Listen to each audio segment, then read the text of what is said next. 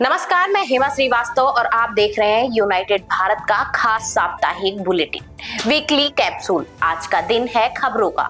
वो खबरें जो सिर्फ घटनाएं नहीं बल्कि हमारे समाज का, राजनीति और दुनिया के बदलते हालात की झलक भी देती हैं। कहीं लोकतंत्र पर सवाल उठ रहे हैं, कहीं नई उम्मीदें जन्म ले रही हैं और कहीं संकट हमें चेतावनी दे रहे हैं। तो आइए नजर डालते हैं इस हफ्ते की 25 सबसे बड़ी और अहम खबरों पर आसान अंदाज में, ताकि आप कुछ भी मिस ना करें।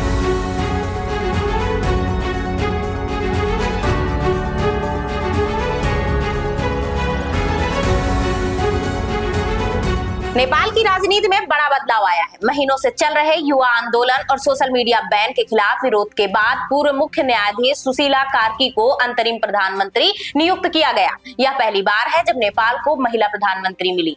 संसद भंग कर दी गई है और मार्च 2026 में नए चुनाव होंगे। यह कदम युवाओं के दबाव और लोकतंत्र की मांग का नतीजा माना जा रहा है। अमेरिका में कंजर्वेटिव एक्टिविस्ट चार्ली किर्क की हत्या ने पूरे देश को झकझोर दिया है। यूटा की एक यूनिवर्सिटी में उन्हें मंच पर गोली मार दी गई। 22 वर्षीय आरोपी टायलर रॉबिन्सन को पुलिस ने 33 घंटे की तलाश के बाद गिरफ्तार किया। जांच में सामने आया कि वह राजनीतिक रूप से कट्टर बन गया था और किर्क के विचारों से नफरत करता था। यह मामला अमेरिकी राजनीति में बढ़ती नफरत और ध्रुवीकरण पर गंभीर सवाल खड़े करता है। ब्राजील के पूर्व राष्ट्रपति जैर बोल्सोनारो को सुप्रीम कोर्ट ने तख्ता पलट की साजिश का दोषी करार दिया है। 2022 में चुनाव हारने के बाद उन्होंने सत्ता पलटने की कोशिश की थी। कोर्ट ने उन्हें 27 साल की सजा सुनाई है। यह फैसला लैटिन अमेरिका में लोकतंत्र की मजबूती की ऐतिहासिक मिसाल माना जा रहा है और भविष्य की राजनीति पर इसका गहरा असर पड़ेगा। इस हफ्ते वैश्विक बाजारों में हल्की बढ़त देखने को मिली। निवेशकों को उम्मीद है कि अमेरिकी फेडरल रिजर्व जल्द ही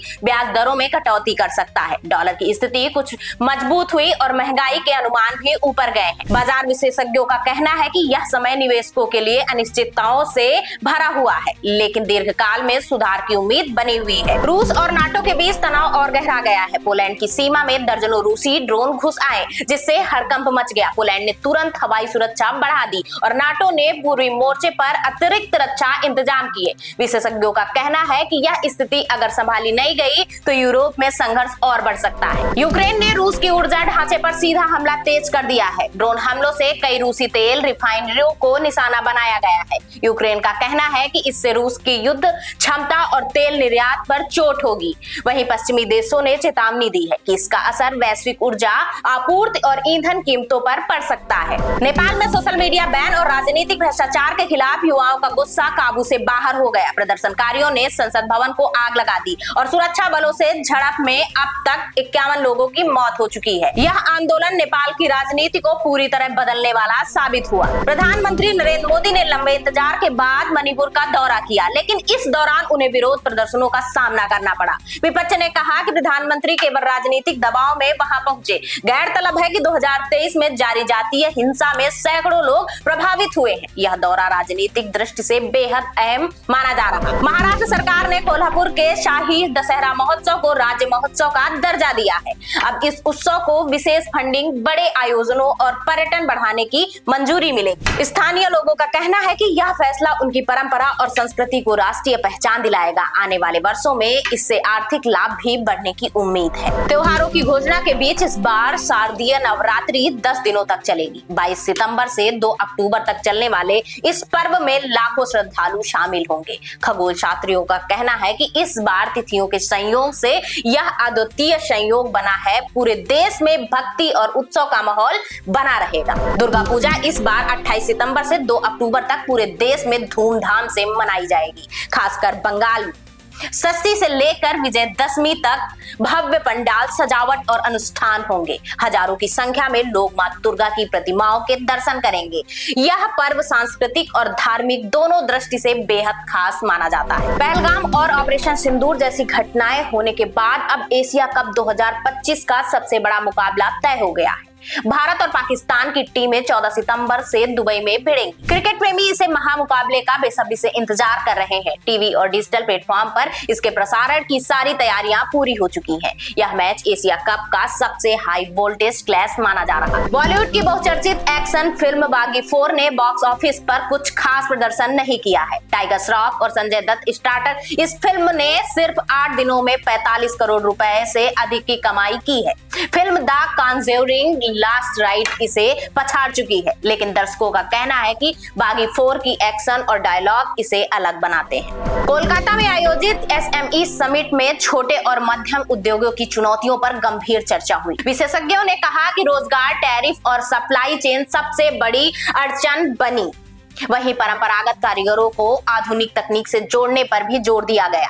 यह सम्मेलन मेक इन इंडिया मिशन को नई दिशा देने वाला साबित हो सकता है। विजयवाड़ा में उत्सव वेला 25 की तैयारियां जोरों पर है। 22 सितंबर से 2 अक्टूबर तक होने वाले इस आयोजन में सांस्कृतिक कार्यक्रम, प्रदर्शनियां, धार्मिक आयोजन और यहाँ तक कि क्रिकेट लीग भी होगी। स्थानीय लोगों को उम्मीद है कि इससे पर्यटन और अर्थव्यवस्था को बढ़ावा मिलेगा। नेपाल में भारतीय तीर्थयात्रियों पर हमला हुआ है। काठमांडू के पास बदमाशों ने एक बस को कर लूटपाट की। हालांकि प्रशासन की मदद से सभी यात्रियों को सुरक्षित वापस लाया गया। इस घटना के बाद भारत नेपाल संबंधों और सुरक्षा इंतजामों पर फिर सवाल खड़े हो रहे हैं। उत्तर प्रदेश सरकार ने शहरी गरीबों और आर्थिक रूप से कमजोर वर्ग के लिए बड़ा ऐलान किया है। प्रधानमंत्री आवास योजना शहरी के तहत 736 करोड़ रुपए की मंजूरी दी गई है। घरों के निर्माण में जियो टैगिंग और फोटो मॉनिटरिंग का इस्तेमाल होगा। सरकार का कहना है कि इससे पारदर्शिता और गति दोनों सुनिश्चित होंगे। लखनऊ के सरोजनी नगर क्षेत्र में विधायक राजेश्वर सिंह ने नई शिक्षा और डिजिटल पहल की शुरुआत की। युवाओं को जेईई नीट की तैयारी के लिए 14 नए डिजिटल सेंटर खोले जा रहे हैं। साथ ही साइबर सिक्योरिटी जैसे आधुनिक कोर्स भी उपलब्ध होंगे। यह पहल ग्रामीण और शहरी युवाओं को जोड़ने की दिशा में अहम कदम है। लखनऊ एयरपोर्ट पर यात्रियों के लिए नई सुविधा शुरू हो गई है। Fast track immigration trusted traveller programme लागू किया गया है। भारतीय पासपोर्ट धारक अब स्मार्ट ई गेट्स के जरिए तुरंत क्लियरेंस पा सकेंगे। इसका मकसद लंबी लाइनों को खत्म करना और यात्रियों को आधुनिक सुविधा देना है। उत्तर प्रदेश के बहराइच जिले में एक दिल दहला देने वाली घटना सामने आई है। एक भेड़िए ने 3 महीने की बच्ची को मां की गोद से उठा लिया और मार डाला।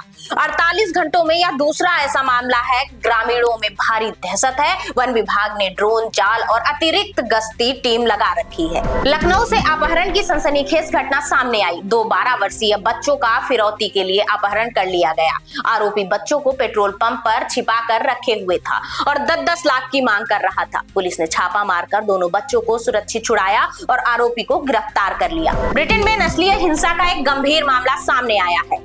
एक सिख महिला के साथ बलात्कार को पुलिस ने रेस एग्रेवेटेड असॉल्ट के तहत दर्ज किया है। इस घटना ने प्रवासी समुदाय में आक्रोश फैला दिया है। लोग इसे ब्रिटेन में बढ़ती नस्लीय असहिष्णुता का संकेत मान रहे हैं। रूस के कमचटका क्षेत्र में 7.4 तीव्रता का भूकंप आया। तुरंत सुनामी अलर्ट जारी कर दिया गया। हालांकि राहत की बात यह रही कि बड़े पैमाने पर नुकसान की सूचना नहीं मिली। विशेषज्ञों का कहना है कि यह क्षेत्र अक्सर भूकंपीय गतिविधियों से प्रभावित होता है। ताइवान और चीन के बीच तनाव और बढ़ गया है। चीन ने 31 फाइटर जेट और 13 नौसैनिक जहाज ताइवान की सीमा में भेज दिए। ताइवान का कहना है कि यह खतरनाक उकसावा है। रक्षा मंत्रालय का कहना है कि हालात बेहद गंभीर हो चुके हैं। अमेरिका में चार्ली किर्क की हत्या के बाद राजनीतिक बहस तेज हो गई है। समर्थक इसे लोकतंत्र पर हमला बता रहे हैं, जबकि विरोधी इसे राजनीतिक हिंसा का नतीजा मान रहे हैं। विशेषज्ञों का कहना है कि यह घटना अमेरिका की राजनीति में बढ़ती कटुता और ध्रुवीकरण की खतरनाक मिसाल है। तो ये थी इस हफ्ते की 25 सबसे बड़ी खबरें।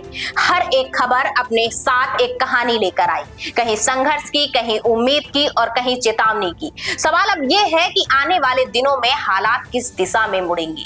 जवाब तो वक्त ही देगा, लेकिन हमारा काम है आपको सच बताना, जरूरी खबरों से जोड़ के रखना। मैं हेमा श्रीवास्तव मिलती हूँ अगले बुलेटिन में। तब तक के लिए नमस्कार।